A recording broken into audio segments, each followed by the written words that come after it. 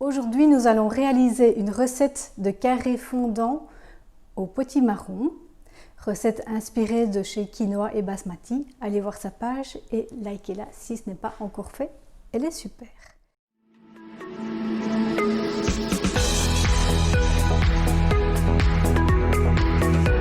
Alors, nous allons prendre 150 g de purée de potimarron.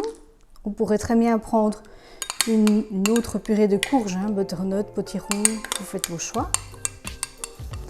Donc je réexplique comment j'ai fait ma purée de potimarron. J'ai tout simplement coupé en dés mon potimarron en gardant la peau et j'ai cuit à la vapeur. Vous pouvez très bien cuire à l'eau également. Nous allons ajouter 30 g de poudre d'amande.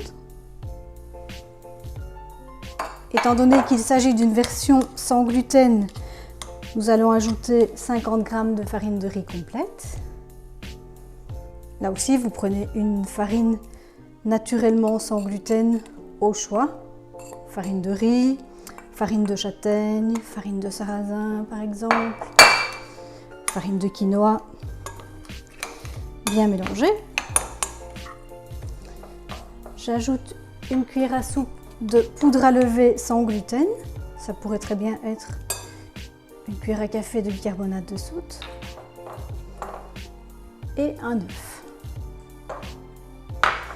De nouveau, je le répète, choisissez des œufs de la filière oméga 3, bio de préférence. Et si vous avez vos poules, c'est encore mieux. On mélange bien pour obtenir un mélange homogène. Comme sucrant, je vais ajouter 2 cuillères à soupe de miel liquide. Ça rendra les petits gâteaux encore plus moelleux également avec le miel. On aurait très bien pu mettre du sirop d'érable au choix. Et pour assaisonner et épicer un petit peu, un mélange à base de cannelle, gingembre, vanille, qui est un mélange que j'aime beaucoup, qui est l'apple pie, une bonne cuillère à café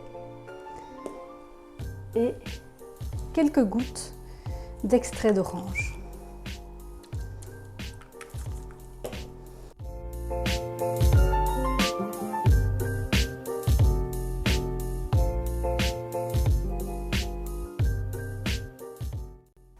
J'ai fait préchauffer mon four à 180 degrés.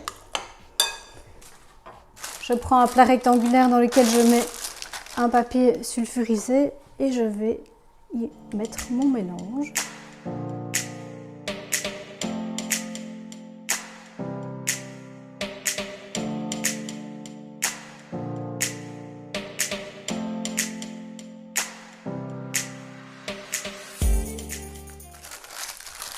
Et je mets au four 30 minutes à 180 degrés.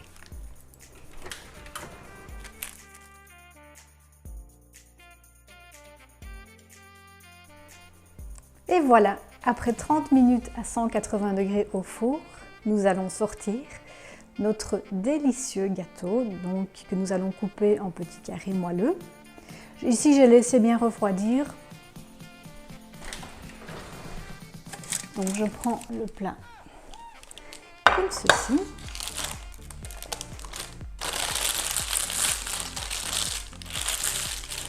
Et il n'y a plus qu'à découper des petits carrés tout moelleux.